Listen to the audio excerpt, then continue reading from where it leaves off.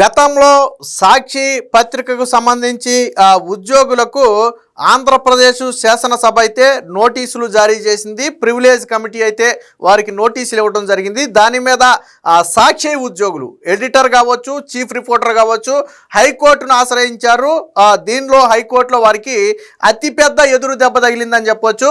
ఈ సమయంలో మేము జోక్యం చేసుకోలేమని హైకోర్టు కుండబద్దలు కొడుతూ మొత్తాన్ని కూడా నిన్న పిటిషన్ మొత్తాన్ని కూడా కొట్టివేయడం జరిగింది.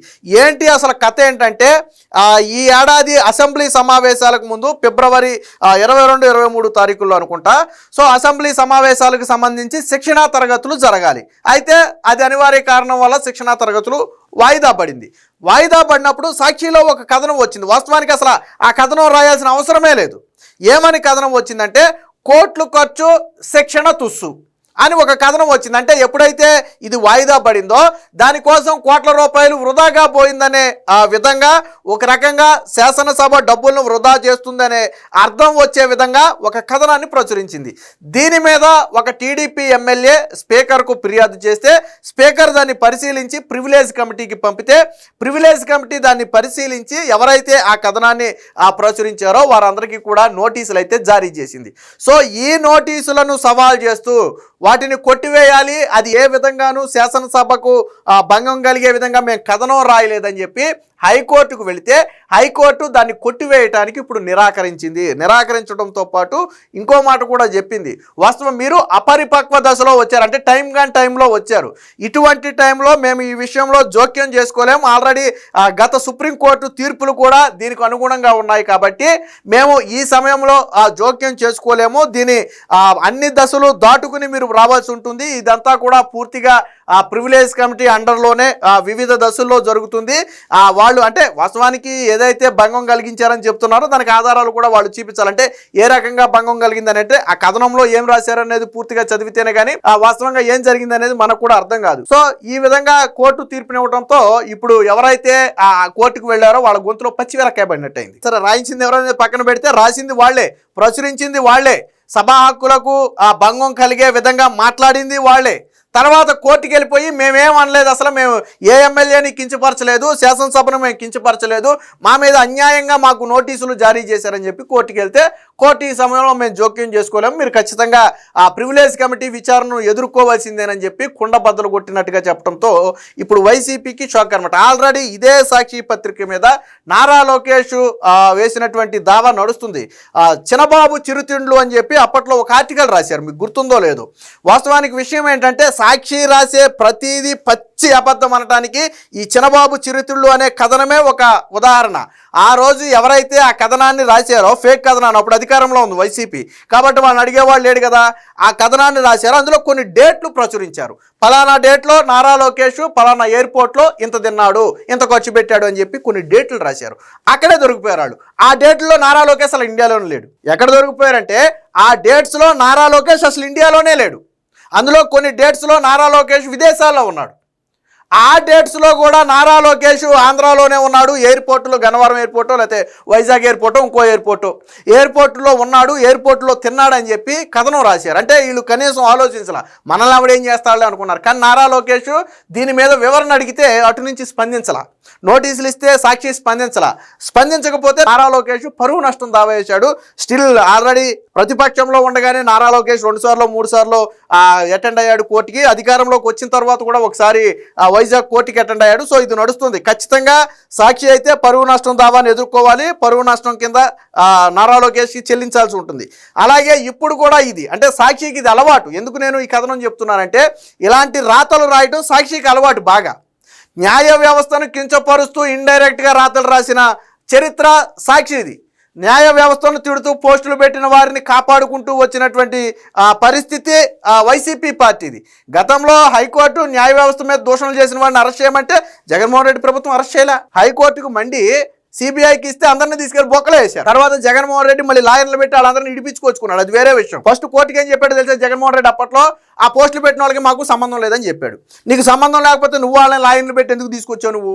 వాళ్ళు ఇప్పుడు చాలా మంది జగన్మోహన్ రెడ్డి పార్టీ ఆఫీసులో పనిచేస్తున్నారు. వాళ్ళు స్టిల్ జగన్మోహన్ రెడ్డి పార్టీ ఆఫీసులో పనిచేస్తున్నారు. కేసు నుంచి బయటకు వచ్చిన తర్వాత వాళ్ళకి జీతం ఇచ్చి పార్టీ ఆఫీసులోనే పెట్టుకున్నాడు. అంటే జగన్మోహన్ రెడ్డి చేసే పనులు ఎలా ఉంటాయి అనడానికి ఇది ఉదాహరణ. దీనికి సంబంధించిన వార్త అయితే ఒకటి వచ్చింది, ఒకసారి చూద్దాం. ప్రివిలేజ్ కమిటీ నోటీసులపై జోక్యం చేసుకోలేం, అపరిపక్వ దశలో కోర్టును ఆశ్రయించారు. సాక్షి ఎడిటర్ చీఫ్ రిపోర్టర్ వాజ్యాల కొట్టివేత, సోకాజ్ నోటీసు వివిధ దశలను అధిగమించాలి, వారి వివరణ తీసుకుని విచారణ ముగించాలని శాసనసభకు కమిటీ సిఫారసు చేయొచ్చు.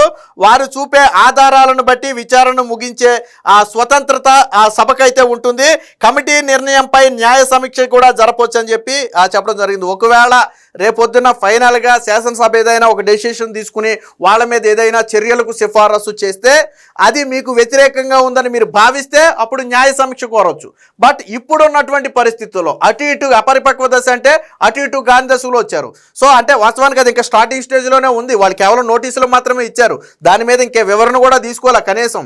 సో కాబట్టి ఇటువంటి దశలో మేము జోక్యం చేసుకోలేము.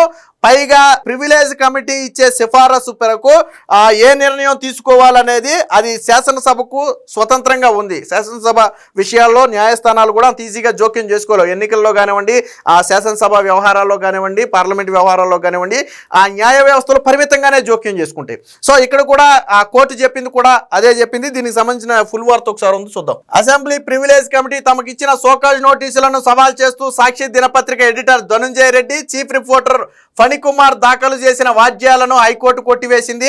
ఎమ్మెల్యేలకు శిక్షణా తరగతులపై ఆ పత్రికలో ప్రచురించిన కథనంపై వివరణ కోరుతూ ప్రివిలేజ్ కమిటీ ఇచ్చిన సోకాజు నోటీసు వివిధ దశలను అధిగమించాల్సి ఉంటుందని గుర్తు చేసింది. పిటిషనర్లు వివరణను పరిగణలోకి తీసుకుని విచారణను నిలిపివేయాలని కమిటీ శాసనసభకు సిఫారసు చేయవచ్చని కూడా తెలిపింది. అంటే వాస్తవానికి ప్రివిలేజ్ కమిటీకి గానే వీళ్ళు సంతృప్తికరమైన సమాధానం ఇచ్చింది అనుకోండి. ప్రివిలేజ్ కమిటీకి ఎస్ మేము శాసనసభ గౌరవాలకు భంగం కలిగించలేదు, ఎమ్మెల్యేల విలువలకు మేము భంగం కలిగించలేదు అని సాక్షి ఎవరైతే ఈ కథనాన్ని ప్రచురించారో వాళ్ళు ప్రివిలేజ్ కమిటీకి గన ఆధారాలతో చెప్పగలిగితే అప్పుడు ప్రివిలేజ్ కమిటీ శాసనసభకు ఏం చెప్పుద్ది, ఎస్ వాళ్ళు సంతృప్తికరమైన సమాధానం ఇచ్చారు కాబట్టి వాళ్ళ మీద ఎటువంటి చర్యలు తీసుకోవాల్సిన అవసరం లేదని ప్రివిలేజ్ కమిటీయే శాసనసభకు చెప్పుద్ది. సో అక్కడితో అది ముగిసిపోద్ది. సో అది కూడా కోర్టు గుర్తు చేసింది. అంటే అసలు ఏమీ జరగలేదు కదా, ఎందుకు మీరు తొందరపడుతున్నారు అనేది కోర్టు చెప్పింది. ఒకవేళ పిటిషనర్లకు వ్యతిరేకంగా అది సిఫారసు చేసినప్పటికీ వారు సమర్పించిన ఆధారాలు వివరణలను పరిగణలోకి తీసుకుని సభ స్వతంత్రంగా నిర్ణయం తీసుకోవాల్సి ఉంటుందని గుర్తు చేసింది. లేదు ప్రివిలేజ్ కమిటీ వీళ్ళు తప్పు చేశారు అని శాసనసభకు సిఫారసు చేసిన ప్రివిలేజ్ కమిటీ చెప్పిందని చెప్పి శాసనసభ చర్యలు తీసుకోదు. ఆ ఆధారాలన్నింటినీ పరిశీలించి ఒక నిర్ణయానికి వచ్చి స్వతంత్రంగా ఒక నిర్ణయం తీసుకుంటుంది. అంటే ప్రివిలేజ్ కమిటీ చెప్పిన దాంతో సంబంధం లేకుండా చర్యలు తీసుకోవాలా వద్దా అనేది ఆ శాసనసభకు ఉన్నటువంటి హక్కు. ఇదే విషయాన్ని కోర్టు అయితే గుర్తు చేసింది. ఇకపోతే రాజ్యాంగంలోని అధికరణ 194 అలాగే 19(1) ఏదైతే ఉందో వీటి మధ్య పరస్పర సంబంధం తేల్చే వ్యవహారం ప్రస్తుతం సుప్రీంకోర్టు విస్తృత ధర్మాసనం వద్ద పెండింగ్లో ఉందనే కారణంతో ప్రివిలేజ్ కమిటీ వద్ద ప్రక్రియను నిలుపుదల చేయడానికి వీల్లేదన్న ఏజీ అడ్వకేట్ జనరల్ వాదనతో ఏకీభవిస్తున్నట్టుగా ప్రకటించింది. సో ఆర్టికల్ 194, 19 మధ్య ఉన్నటువంటి ఈ సంబంధానికి సంబంధించి ఒక కేసు సుప్రీంకోర్టులో పెండింగ్లో ఉంది. అంటే అది ఏమీ తేలలేదు ఇంకా, లైక్ దీనికి సంబంధించిన లాంటిది అది.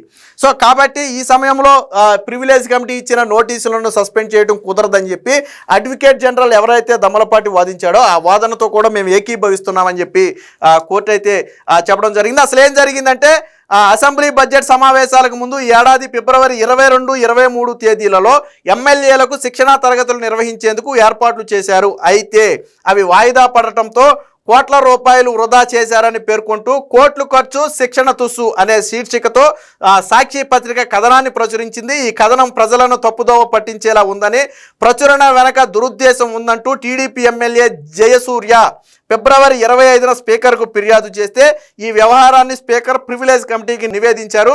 ప్రివిలేజ్ కమిటీ ఏం చేసిందంటే దానికి సాక్షికి నోటీసులు జారీ చేసింది. సో వాస్తవానికి ఇప్పటి వరకు ఎటువంటి చర్యలు తీసుకోవాలా. వాస్తవాన్ని నేను ఒకటి అడుగుతున్నా, శిక్షణా తరగతులు ఎందుకు పెట్టాలనుకుంటున్నారో కూడా అప్పుడు స్పీకర్ చెప్పారు.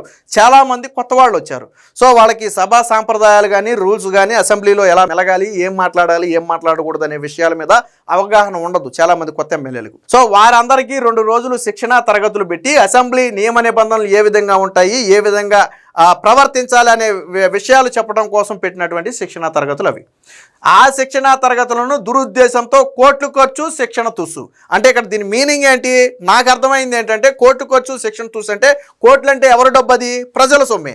సో ప్రజల సొమ్ము ఖర్చు పెట్టి చివరికి శిక్షణ ఇవ్వకుండా వాటిని దుర్వినియోగం చేశారనే ఉద్దేశంతో ప్రచురించింది. నాకు తెలిసి దాని అర్థం అదే. సో అక్కడ వీళ్ళు అడిగింది ఏంటి? అసలు శిక్షణ జరగకుండానే కోట్లు ఎలా ఖర్చు అయింది? శిక్షణ జరగకుండా కోట్లు ఎలా ఖర్చు అయింది? రెండోది, ఎమ్మెల్యేల శిక్షణ కోసం పెట్టే డబ్బు వృధా ఎలా అవుతుంది? సో ఆ ఉద్దేశంతోనే వాళ్ళు నోటీసులు అయితే ఇవ్వడం జరిగింది. దీనికి జూన్ 3న నోటీసులు అయితే ఇచ్చారు. ఎడిటర్కి, ప్రింటర్కి, పబ్లిషర్కి అందరికీ కూడా ఇస్తే ఇందులో ఇద్దరు ఎవరైతే ఎడిటర్ ధనంజయ రెడ్డి ఉన్నాడో అలాగే చీఫ్ రిపోర్టర్ ఫణికుమార్ ఉన్నారో వీరిద్దరూ వేరువేరుగా కోర్టులో పిటిషన్ దాఖలు చేస్తే వాస్తవానికి ఇది వాదోపవాదాలన్నీ విన్న తర్వాత ఫైనల్ డెసిషన్గా నిన్న చెబుతూ ఇందులో మేము జోక్యం చేసుకోలేము, ఖచ్చితంగా మీరు ప్రివిలేజ్ కమిటీ విచారణను ఎదుర్కోవాలి, ఎదుర్కొన్నంత మాత్రాన మీకు శిక్ష పడినట్టు కాదు, మీకు అన్యాయం జరిగినట్టు కాదు, అది వివిధ దశల్లో ముందుకు వెళ్లాల్సి ఉంటుంది, కాబట్టి ఇప్పుడున్నటువంటి పరిస్థితుల్లో మేము జోక్యం చేసుకోలేమని కుండ బద్దలు కొట్టినట్టుగా నిన్న కోర్టు అయితే చెప్పడం జరిగింది. ఒక రకంగా సాక్షి ఎడిటర్కి ఎవరైతే హైకోర్టును ఆశ్రయించారో వాళ్ళకి చెంపపెట్టు లాంటిది, ఒక రకంగా సాక్షికి చెంపపెట్టు లాంటిది. తప్పుడు కథనాలు, తప్పుడు అర్థాలతో కథనాలు రాయటమే కాకుండా ఈ రోజు మళ్ళీ కోర్టుకి వెళ్ళిపోయి మేమేం తప్పు చేయలేదు మమ్మల్ని కొట్టేయండి అంటాం. గతంలో చిన్నబాబు చిరుతిళ్ళని కూడా అలాగే రాశారు. ఆ రోజు సాక్షి క్షమాపణ అడిగితే చెప్పలా. ఈ రోజు విచారణ ఎదుర్కొంటున్నారు, వాళ్ళు పరువు నష్టం దావా ఎదుర్కొంటున్నారు. నాకు తెలిసి 3 నెలల్లో 6 నెలల్లోనూ అది కొలిక్కి రాబోతుంది. ఖచ్చితంగా కోర్టులో నారా లోకేష్ గెలవబోతున్నాడు. ఎందుకంటే అసలు వాళ్ళు రాసిన డేట్లో నారా లోకేష్ అక్కడ లేడు, విదేశాల్లో ఉన్నాడు, అక్కడే దొరికిపోయారు. కాబట్టి సాక్షి చేసే ప్రతి ఎదవ పనిని ఇలా కోర్టుకి వెళ్ళి కవర్ చేసుకునే ప్రయత్నం చేయటం. సాక్షి అధికారంలో ఉన్నప్పుడు వైసీపీ పార్టీకి ఎదురు దెబ్బలు తప్పలేదు, వీళ్ళు అపోజిషన్లో ఉన్నా కానీ ఎదురు దెబ్బలు తప్పట్లేదు. ఎందుకంటే వీళ్ళు ఏదైనా న్యాయబద్ధంగా చేస్తే కదా కోర్టుల్లో వీళ్ళ పక్షాన్ని నిలబడటానికి. ఈవెన్ నిన్నగా మొన్న వెళ్ళినటువంటి మెడికల్ కాలేజీ విషయంలో కూడా కోర్టులు చివాట్లే పెట్టి పంపింది. ఈ కోర్టు అది ప్రభుత్వ నిర్ణయం, దాంట్లో తప్పే ఉంది. పీపీపీ విధానంలో ప్రభుత్వ ఆసుపత్రులు నిర్మిస్తే మీకు వచ్చిన నొప్పేంటని హైకోర్టు అడగాల్సిన పరిస్థితి. సో ఏది ఏమైనా మొత్తంగా ఏదైతే శాసనసభను కించపరుస్తూ ఒక కథనాన్ని ప్రచురించారో దానికి సంబంధించి సాక్షి ఖచ్చితంగా విచారణనైతే ఎదుర్కోవాల్సి ఉంటుంది.